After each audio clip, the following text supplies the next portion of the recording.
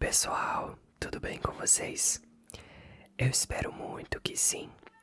No vídeo de hoje eu vou trazer uma leitura para vocês semi-inaudível e às vezes inaudível e às vezes audível. Hoje a gente vai ler Os Mitos de Cthulhu de H.P. Lovecraft. A gente vai relevar tudo o que a gente sabe sobre o H.P. Lovecraft, porque ele é uma pessoa que não foi uma pessoa muito legal em vida, né? E tudo isso pra produzir o conteúdo. A gente vai relevar tudo que ele fez aqui. Bom, eu tenho esse livro já desde 2022. Ele tem 12 capítulos, né? São os 12 mitos do primeiro e até hoje eu não terminei. E pra piorar, ele é um box de 2 livros. Então eu não terminei esse livro até hoje. E eu tô no volume 1 ainda, no 11º capítulo. Só que eu já tô lendo ele já tem quase uma semana. Assim, eu leio um pouquinho e paro, leio um pouquinho e paro, quando eu tenho um tempinho. E até hoje eu não acabei ele, então é um capítulo bem grande. E hoje eu vou ler o primeiro capítulo do livro pra vocês. E se vocês gostarem desse tipo de conteúdo, deixa bastante like aí no vídeo. Caso não seja inscrito, se inscreva no canal, por favor, e ative as notificações. Muito obrigado. Deixem aí nos comentários também se vocês gostam desse tipo de conteúdo, né? Lendo e relaxando, porque eu particularmente adoro. Bom, mostrando um pouquinho, essa daqui é a capa do livro. Tem essa caveira e tem uns tentáculos aqui, que é para representar o Cthulhu. Cthulhu, ele é o senhor do caos, deus do caos. Ele é tipo um ser primordial, se eu não me engano. Tá representado também em diversas obras, diversas obras da literatura. E, então eu não sei muito bem definir o que ele é. Acabou que quando eu comprei o box, eu comprei numa feira de livro. Os meus amigos só me falaram, compra o box. Aí eu falei, então tá. Aí eu comprei. E olha que eu nem tenho muito hábito de ler. Não tenho hábito, não tenho tempo. Mas agora eu vou ler pra vocês. E eu espero que um dia eu termine esse livro, talvez. Se vocês gostarem, eu posso trazer mais capítulos. Hoje a gente vai tentar ler o primeiro capítulo do livro.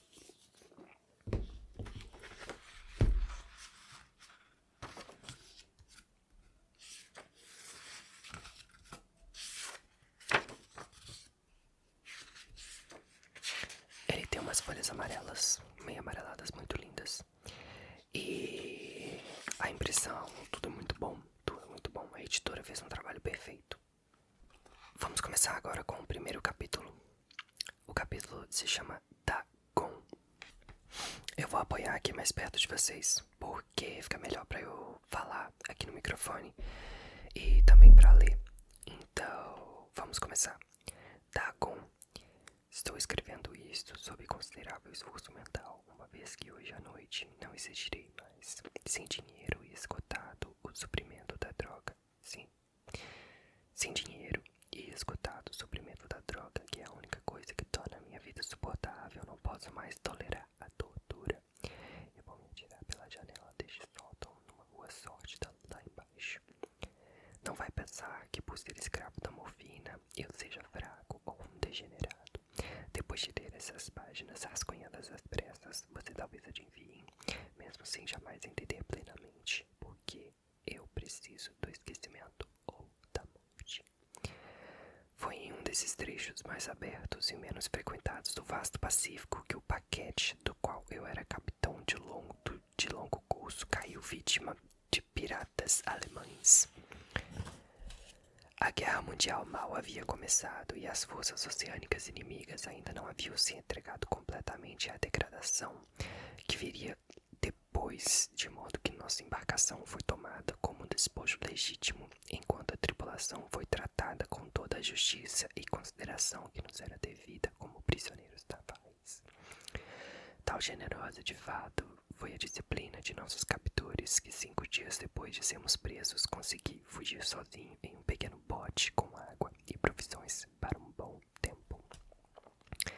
Quando enfim me vi à deriva e livre, eu pouco sabia da região à minha volta. Nunca fui um bom navegador e só conseguia adivinhar vagamente pelo sol e pelas estrelas que estavam um pouco ao sul do Equador. não sabia e não havia ilha nem costa alguma à vista, ou seja, ele estava em alto mar.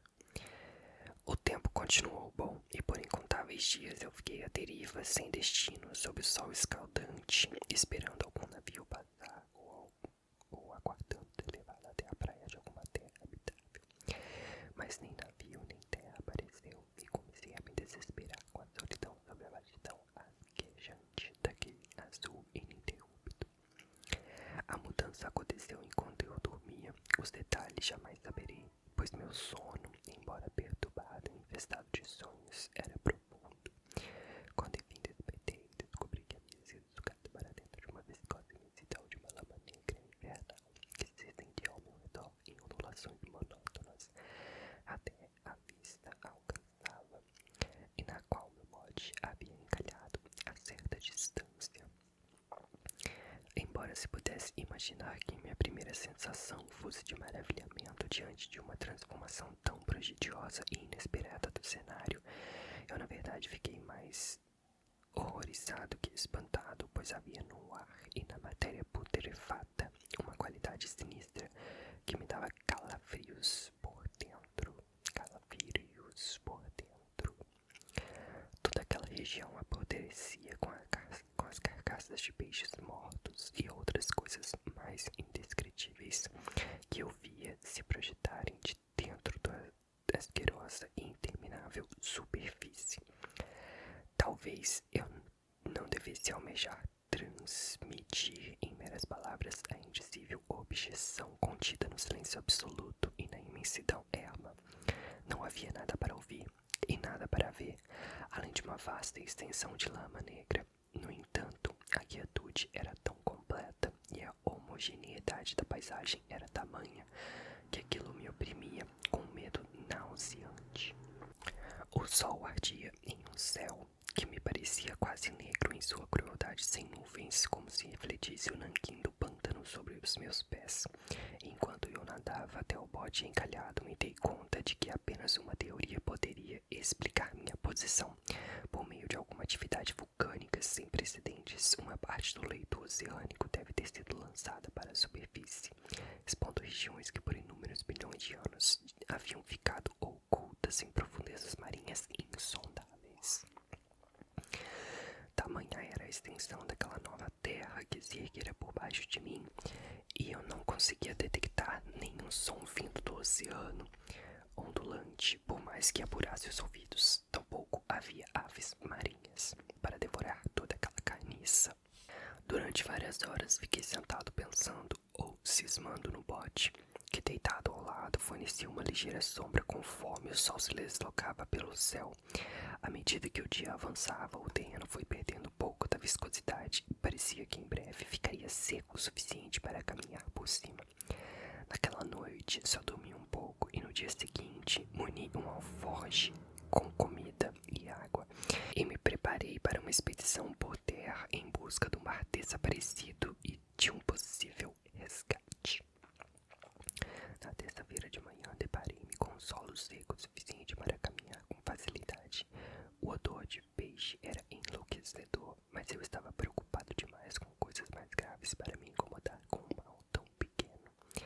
E parti ousadamente atrás de uma meta desconhecida. O dia inteiro avancei a passos constantes para o oeste, guiado por uma elevação distante que se erguia mais alta do que qualquer outra naquele deserto consolado. Naquela noite acampei e no dia seguinte segui viagem em direção à elevação, embora o objeto mal parecesse mais próximo do que na primeira vez em que o avistara. Na quarta noite alcancei a base do aclive, que se revelou mais alto do que parecera à distância. Um vale interposto e o destacava mais agudamente da superfície geral. Exausto demais para descalar, dormi na sombra do aclive. Não sei por que meus sonhos foram tão desmesurados naquela noite, mas antes que a lua minguante e fantasticamente corcunda se erguesse muito acima do horizonte ao leste, não sei por que meus sonhos foram tão desmesurados naquela noite, mas antes que a lua minguante e fantasticamente corcunda se erguesse muito acima do horizonte ao leste, acordei com suores frios, decidido a não dormir mais. As visões que experimentei mais do que conseguiria suportar outra vez. E no brilho da lua vi como eu havia sido imprudente de viajar durante o dia. Sem um clarão, caos gigante do sol, minha travessia teria me custado menos energia. Na verdade, agora eu me sentia perfeitamente capaz de escalar o aclive que me detivera ao crepúsculo. Recolhendo meu alforje, parti para a crista da elevação. Eu disse a monotonia ininterrupta da planície ondulada era forte de horror vago, mas creio que meu horror ficou maior quando alcancei o topo do aclive e olhei para o outro lado, na direção de um fosso ou desfiladeiro imensurável, cujos recessos negros a lua não estava alta o bastante para iluminar. Senti que estava nos confins do mundo, esquadrinhando por sobre a borda do caos insondável de uma noite eterna. No meu terror vieram-me curiosas reminiscências do paraíso perdido e da hedionda escalada de Satã pelos domínios antigos das trevas. Conforme a lua ia escalando mais alto o céu, passei a ver que as colinas do vale não eram tão perpendiculares quanto eu havia imaginado. Ressaltos e afloramentos rochosos forneciam degraus bastante para uma descida, enquanto a algumas dezenas de metros o aclive se tornava bastante gradual. Levado por um impulso que não sou capaz de analisar definitivamente, fui descendo com dificuldade as rochas e cheguei ao declive mais ameno, lá embaixo contemplando as profundezas estígias onde luz alguma havia penetrado até então. De uma só vez, minha atenção foi capturada por um objeto vasto e singular na outra encosta, que se erguia abruptamente a pouco mais de 100 metros à minha frente. Um objeto que reluzia com uma cintilação esbranquiçada sobre os raios recém-lançados da lua que subia. Que se tratava apenas de um pedaço gigantesco de pedra, eu logo tive certeza que tomei consciência de uma distinta impressão de que seu contorno e sua posição não eram de todo obra da natureza. Um exame mais atento me encheu de sensações que não sou capaz de expressar, pois apesar de sua enorme magnitude e sua posição em um abismo que dormia no fundo do mar, desde que o mundo era jovem, percebi sem dúvida que o estranho objeto era um monólito bem talhado, cujo volume imenso tinha sido testemunha da artesania e talvez da idolatria de criaturas vivas e pensantes. Perturbado e apavorado, embora não isento de certo frenesi de prazer típico do cientista ou do arqueólogo, examinei meus arredores mais detidamente. A lua agora, próxima ao zênite, brilhava estranha e vigorosamente sobre as escarpas altíssimas que cercavam o abismo e revelou o fato de que uma ampla extensão de água fluía lá embaixo, serpenteando até se perder de vista em ambas as direções, e quase molhou meu pé enquanto fiquei parado na encosta. Atravessando o abismo, as ondas se chocavam contra a base do ciclópico monólito em cuja superfície eu agora conseguia distinguir tanto inscrições quanto esculturas rústicas. A escrita era em sistema de hieróglifos desconhecido para mim e diferente de tudo que eu já havia visto em livros, consistindo basicamente em símbolos aquáticos convencionais, como peixes, enguias, polvos, crustáceos, moluscos, baleias e coisas do gênero. Diversos caracteres evidentemente representavam coisas marinhas que são desconhecidas do mundo moderno, mas cujas formas em decomposição eu havia observado na planície erguida no oceano. Foram as inscrições pictóricas, no entanto, que mais me deixaram hipnotizado. Claramente visíveis através da água por conta de seu enorme tamanho, havia uma série de baixos relevos, cujos temas teriam despertado a inveja de um Doré. Creio que aquelas coisas deviam retratar homens, ao menos certo tipo de homem, embora as criaturas fossem mostradas em azuis semelhantes a peixes na água de alguma gruta marinha, ou rendendo homenagem a uma espécie de altar monótico que parecia embaixo das águas. Sobre os rostos e formas dessas criaturas não me atrevo a falar em detalhes, pois sua mera lembrança quase me faz desmanhar. Grotescas, além da imaginação de um bow ou de um boer, eram desgraçadamente humanas da forma geral, apesar das membranas das mãos e nos pés dos chocantes lábios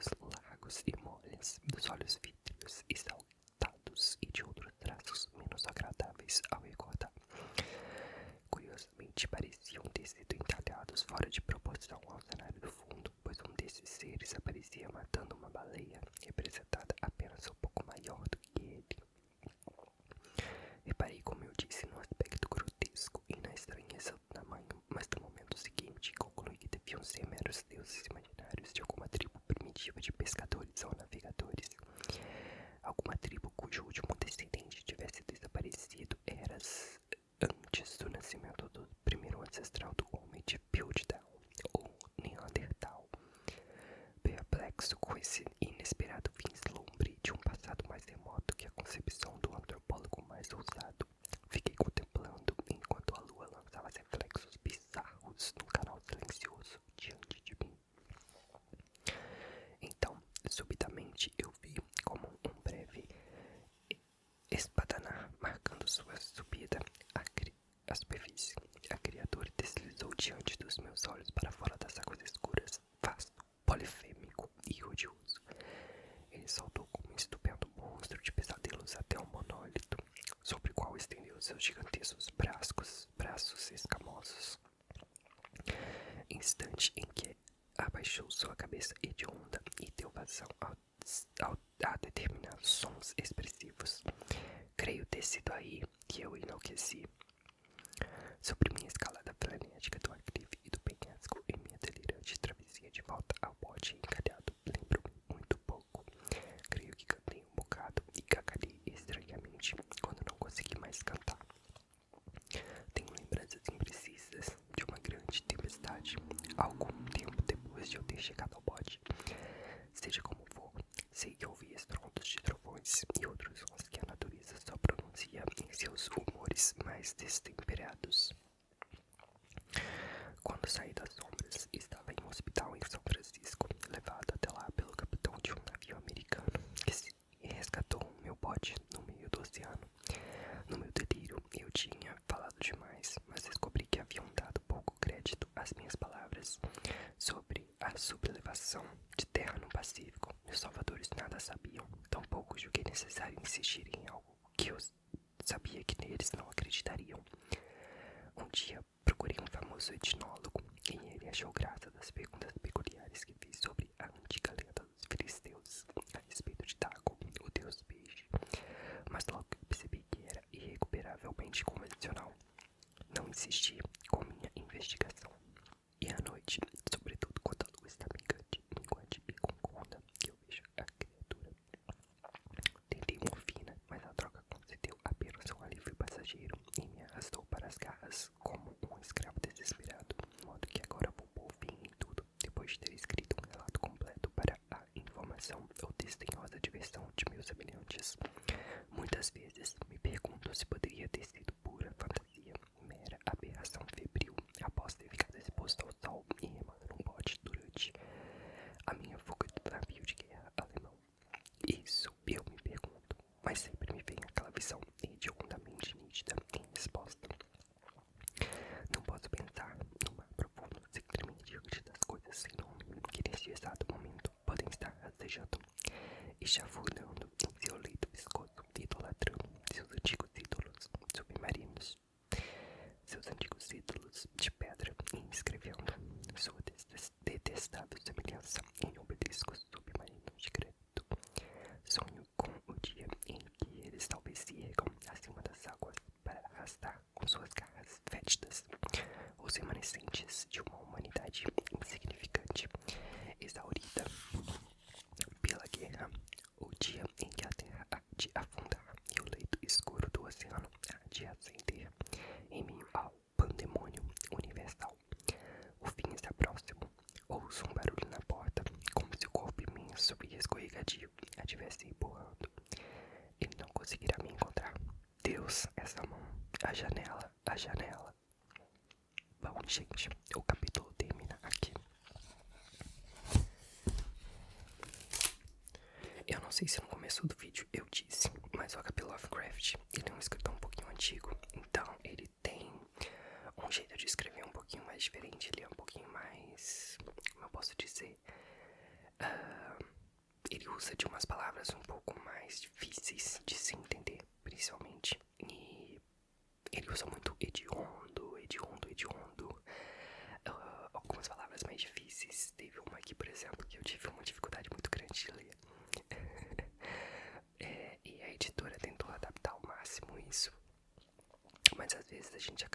eles acabaram deixando algumas que são mais difíceis.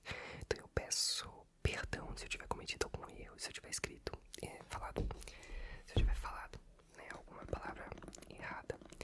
E se eu tiver falado alguma palavra errada, realmente eu peço perdão, gente, porque ele é um pouquinho complicado de se ler. Mas é isso, pessoal. Vocês gostaram desse vídeo? Gostaram desse primeiro capítulo? Se quiserem, eu posso trazer os outros capítulos completos, porque daí eu e vocês também vão ler ao mesmo tempo. Bom, peço para que você deixe like nesse vídeo, caso não tenha deixado. Se inscreva no canal, caso não seja inscrito, e ative as notificações. É isso, muito obrigado. Um beijinho para todos vocês